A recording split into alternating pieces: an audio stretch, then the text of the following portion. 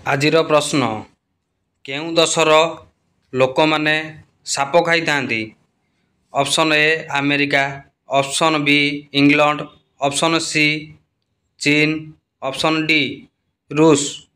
ତ ଫ୍ରେଣ୍ଡସ୍, ସଠିକ୍ ଉତ୍ତରଟି ହେଉଛି ଅପସନ୍ ସି ଚୀନ।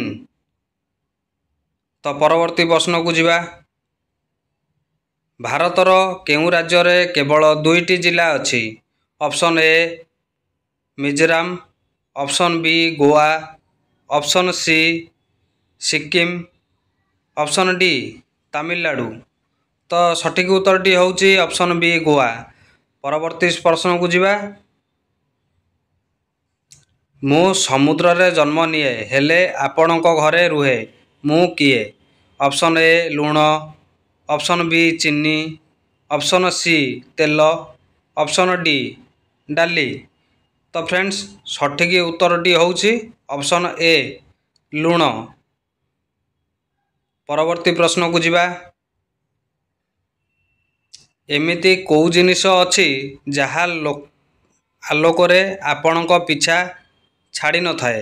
ଅପସନ୍ ଏ ଦେହ, ଅପସନ୍ ବି ଗୋଡ଼, ଅପସନ୍ ସି ହାତ, ଅପସନ୍ ଡି ଛାଇ। ତ ଫ୍ରେଣ୍ଡସ୍, ସଠିକ୍ ଉତ୍ତରଟି ହେଉଛି ଅପସନ୍ ଡି ଛାଇ। ଏବେ ପରବର୍ତ୍ତୀ ପ୍ରଶ୍ନକୁ ଯିବା। ଶରୀରରେ କେଉଁ ଅଙ୍ଗ ସବୁବେଳେ ଓଦା ହୋଇ ରହିଥାଏ? ଅପସନ୍ ଏ ଗୋଡ଼, ଅପସନ୍ ବି ହାତ, ଅପସନ୍ ସି ନାକ, ଅପସନ୍ ଡି ଜିଭ। ତ ଫ୍ରେଣ୍ଡସ୍, ସଠିକ୍ ଉତ୍ତରଟି ହେଉଛି ଅପସନ୍ ଡି ଜିଭ। ଏବେ ପରବର୍ତ୍ତୀ ପ୍ରଶ୍ନକୁ ଯିବା। କେଉଁ ଫଳ ଖାଇଲେ ଦାନ୍ତ ପରିଷ୍କାର ହୁଏ? ଅପସନ୍ ଏ ଅମୃତଭଣ୍ଡା, ଅପସନ୍ ବି ସେଉ, ଅପସନ୍ ସି ପିଜୁଳି, ଅପସନ୍ ଡି ଡାଳିମ୍ବ। ତ ଫ୍ରେଣ୍ଡସ୍, ସଠିକ୍ ଉତ୍ତରଟି ହେଉଛି ଅମୃତଭଣ୍ଡା। ଏବେ ପରବର୍ତ୍ତୀ ପ୍ରଶ୍ନକୁ ଯିବା। ମଶାର ଆୟୁଷ କେତେ ଦିନ? ଅପସନ୍ ଏ 56 ଦିନ, ଅପସନ୍ ବି 96 ଦିନ, ଅପସନ୍ ସି 86 ଦିନ, ଅପସନ୍ ଡି 45 ଦିନ। ତ ଫ୍ରେଣ୍ଡସ୍, ସଠିକ୍ ଉତ୍ତରଟି ହେଉଛି ଅପସନ୍ ଏ 56 ଦିନ। ଏବେ ପରବର୍ତ୍ତୀ ପ୍ରଶ୍ନକୁ ଯିବା।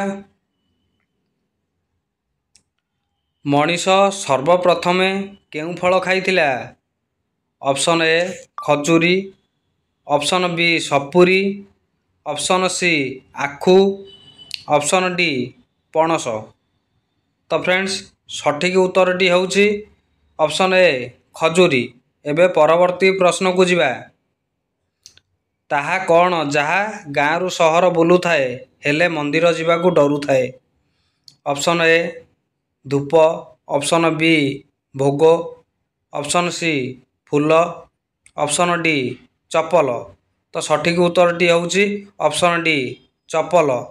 ଏବେ ପରବର୍ତ୍ତୀ ପ୍ରଶ୍ନକୁ ଯିବା। ମା ଠାରୁ ଜନ୍ମ ହୁଏ, ମାକୁ ଛୁଇଁଲେ ମରିଯାଏ, ତାହା କ'ଣ? ଆପଣମାନେ କମେଣ୍ଟ ସେକ୍ସନରେ ନିହାତି ଜଣାନ୍ତୁ। ପୁଣି ଦେଖା ହେବା ନେକ୍ସଟ ଭିଡ଼ିଓରେ। ସଠିକ୍ ଉତ୍ତରଟି ନ ଦେଇପାରିଲେ ନେକ୍ସଟ ଭିଡ଼ିଓରେ ମୁଁ ଦେବି।